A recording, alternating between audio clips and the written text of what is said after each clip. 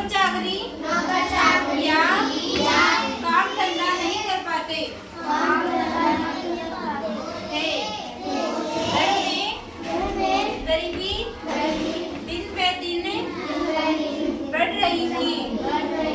धीरे धीरे उन्होंने बीवी बच्चों के सहारे जेवर भी बेच डाले। मतलब एक परिवार था, उस परिवार में क्या थे, 4 भाई थे, ठीक है।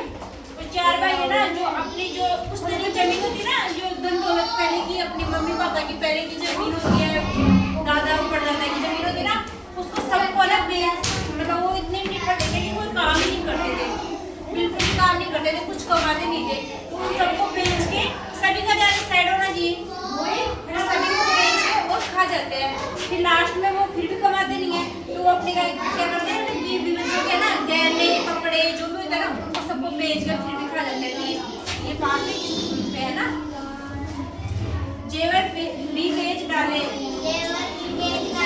आखिरी एक दिन ऐसा आया कि घर के कुछ भी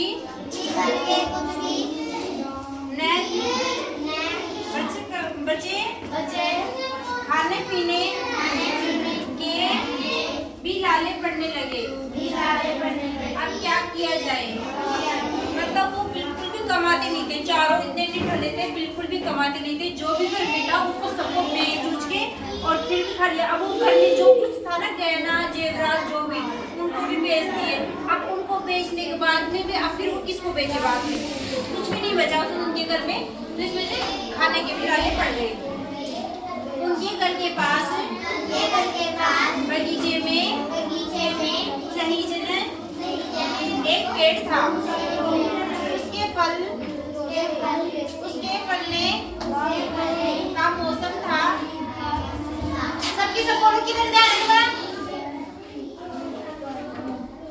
बहुत लंबे लंबे और हरे भरे सहजन लटक रहे थे।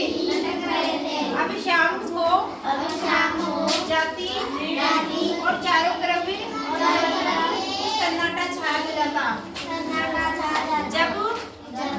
तब उन्हें चारों भाइयों में कोई एक पेड़ पर चढ़ जाता और फलियों को तोड़कर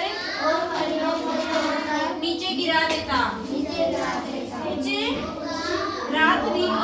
कुछ रात बीत गई। एक कुंजड़ी आती और सारी फली खरीद कर ले जाती, जिससे जो थोड़ा बहुत पैसा मिलता उससे अपने परिवार का गुजारा चलता। अब वो चारों भाई है ना, कुछ कमाते नहीं थे ना, तो एक क्या है ना, एक बगीचा था, उसके